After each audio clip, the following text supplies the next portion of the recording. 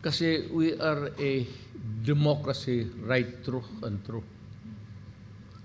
And the right of the people to choose their leaders belongs to the people. And the right also to seek public office is guaranteed under the Constitution. Mahirap kasi lalabas yan, ma'am. Ako, kita mo naman. I was the first one to criticize about dynasty. Little did I know that I created one. Aminin ko. Wala ba na akong magawa? Nandiyan na yan eh. Pero I did not expect na ako, yung si Inday, talagang pinuesto ko to succeed me. Because yung Davao, gumaganda na noon, gumagana na.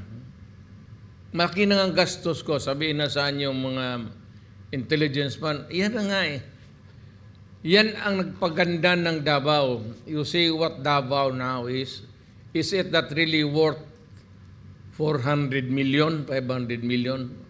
What you see Davao now, operating as a city with, sa awa ng Diyos, kaintindihan naman tayo dito lahat, mga kapatid natin, Muslim, Christians and all, wala na ba tayong terrorism? Ayaw naman natin. So, lumago yung progress ng Davao. And in the twilight of my years, after the presidency, hindi ako napunta dyan sa inner city.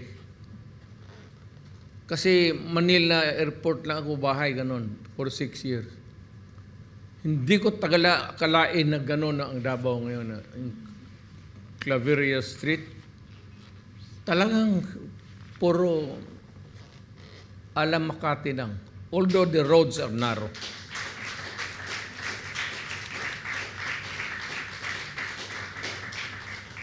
Makati is just a new city.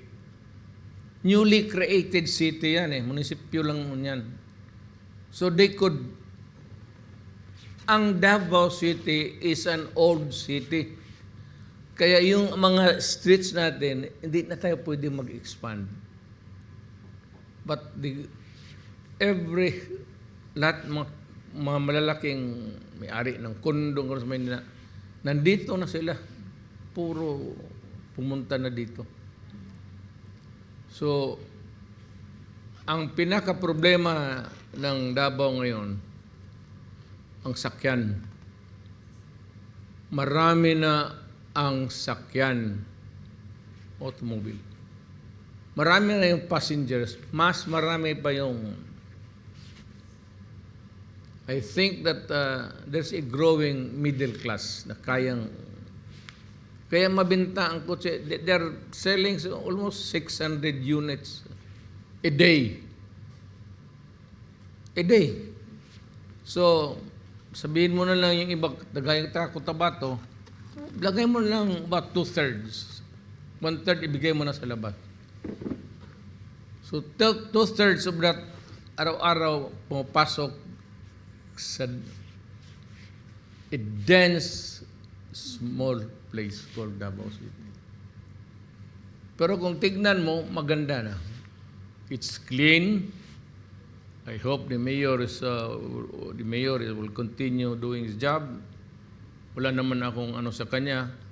It's peaceful, wala namang patayan, except for itong mga akyat bahay. The police should do more, little more effort than the usual. Yun lang naman ang problema na Davao. Pero all told, we're okay. I'm satisfied. Now, magtanong, the relevant sector na magtanong saan ang pera nila. Yung mga Davaoenyo. Duterte, anong ginawa mo sa 500 million mo na insurgency fund, pati kasali na. Contingency, insurgency fund. Ginamit ko lahat yan. Ginamit ko sa pacification campaign, pagpa-surrender sila, tapos tangkapin ko sila, bigyan ko ng bahay, pipwesto ko sila. May mga bahay na sila. Relocation, pag mag-surrender ka, may lupa ka na. Yun, ginamit ko yung lahat.